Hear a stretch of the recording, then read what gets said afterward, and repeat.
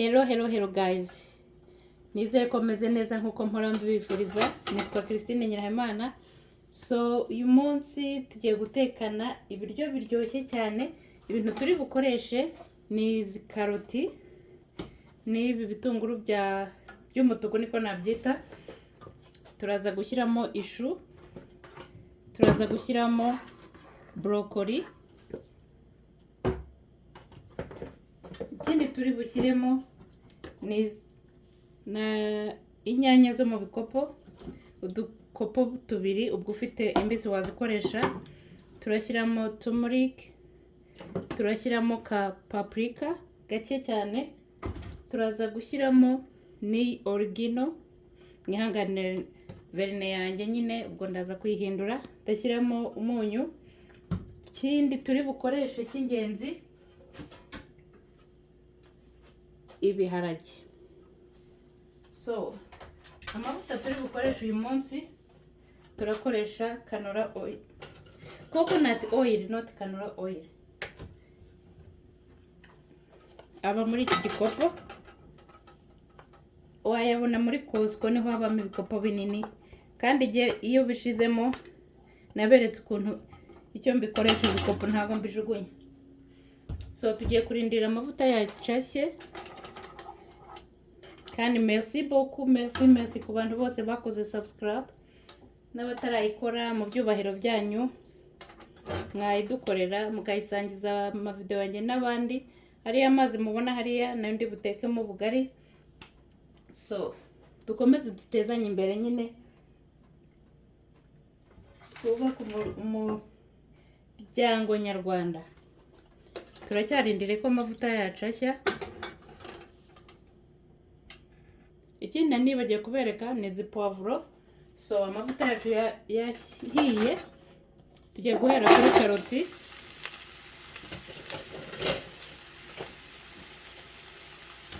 Nizo zifata umwanya, kandi impamvu nakoresheje amavuta menshi, murabona ndi bukaranga ibintu byinshi.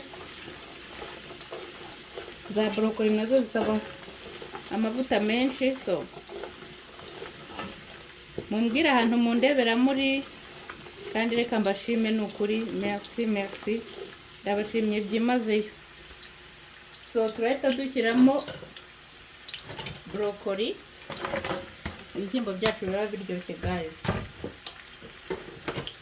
Nkunda gutekesha amavuta ya coconut, ahumura neza ebana. Nimubona aya mavuta mwabonagamo.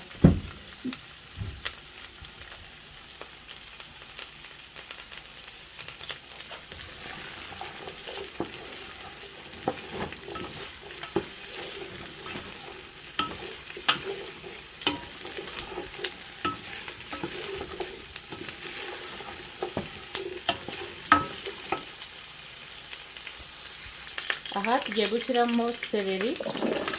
Ntabwo naziberetse.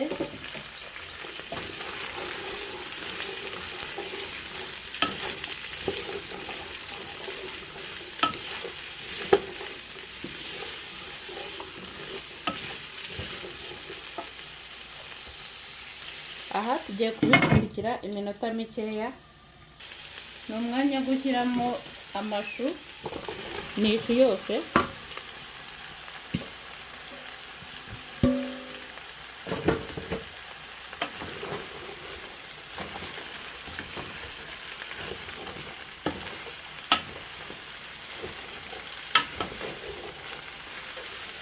Nayo tugiye kuyipfundikira.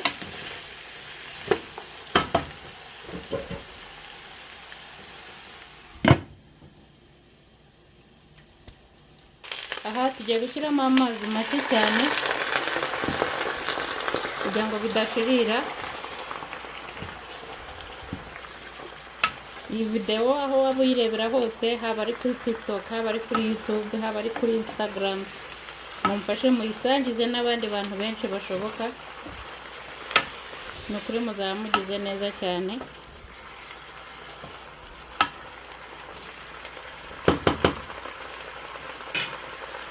Kongera tubipfundikira akanya. Aha tugiye gushyiramo ibitunguru. Ni ibitunguru bibiri bitoya guys. ibi biryo bantu bari hafi aha, haba ari kuri TikTok kabisa, ni karibu muze dusangire. Ndabizi hari abantu bo kuri TikTok duturanye, so abakure nyine ubwo turisura nta kundi. Murabona amakurere arimo nyine, yesu we, urumva wahita ubirya none ahangaha. Tugiye kongera dukomeze tubipfundikire. Oops, sorry guys. So harageze ko dushyiramo za spice. Murazi ko ntashobora guteka ntafite garlic, ndahita nyimariramo. Mfite indi hariya mu kabati. Noneho dushyiremo turmeric ikiyiko kimwe.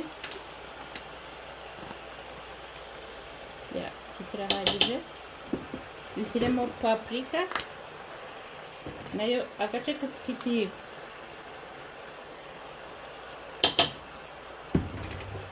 Umunyu ibiyiko bibiri ku isafuriya nini cyane.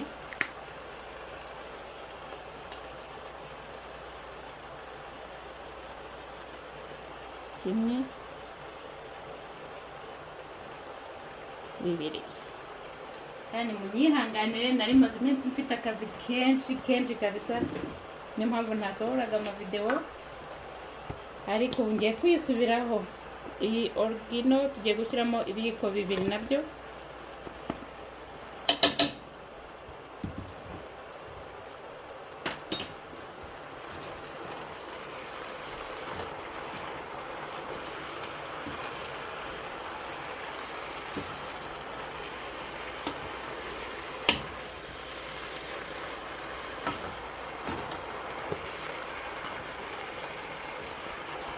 Ndaza kubashakira akamaro k'amashu, intungamubiri zibamo. Jesus, I can't talk today.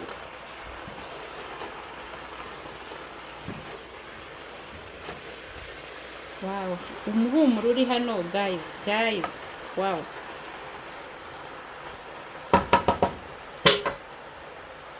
Twongere tubipfundikire rero nabyo.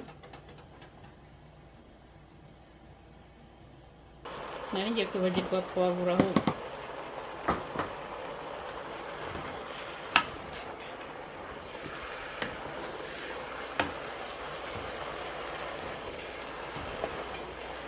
Okay. Aha naho tugiye kubipfundikira nanone. So harageze ko dushyiramo inyanya zacu. Udukopo tubiri. Oops. Nakarabye by the way. Ntabwo nshobora gutangira guteka ntarakaraba. So tugiye kongera tubipfundikire noneho umwanya munini nk'iminota 10 kugira ngo izi nyanya zishye neza. Ngiye nteka nk'abakecuru, ntekera ku muriro muke kugira ngo ibiryo byanjye bishye neza.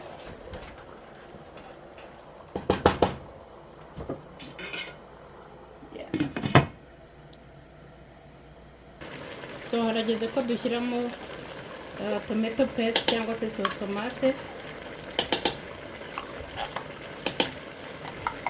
Abantu bambaza atari ku ibyo biryo bingana gutyo urabimena, urabicuruza.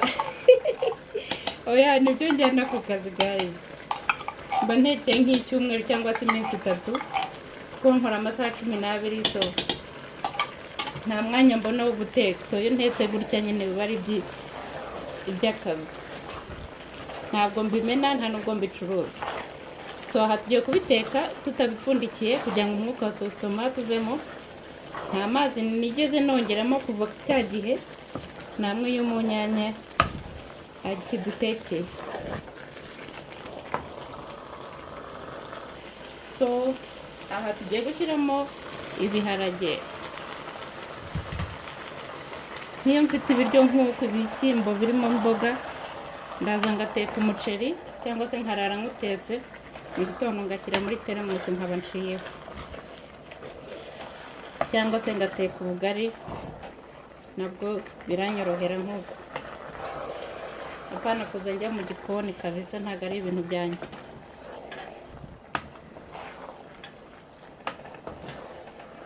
Si uko atari ibintu byanjye, ahubwo nuko mba nakoze amasaha menshi naniwe byadanje, icyo nkeneye ari igitanda. So aha tugiye kubipfundikira, murabona birasa neza kabisa kandi biri healthy, birimo intungamubiri nyinshi. Tugiye kongera tubipfundikire iminota 5 yonyine. Ntaribagirwa ngiye kunyuguza rino cupa kuko ari iry'ubugari, ari iby'ubugari. My goodness, biba bikeneyemo agasosi gakeya.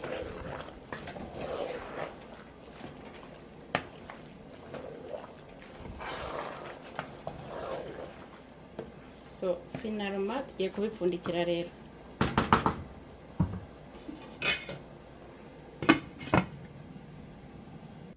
Murabona ukuntu bisa neza, ibiharage, amashu, karoti n'imboga nyinshi. Dore n'ubugari ngubwo, abantu kubumamira byabaye ikibazo. So mukomeze mukore subscribe, musharinge, nukuri muzaba mukoze. Uwiteka abagire neza. Yari Christine Nyiramana. Bye guys.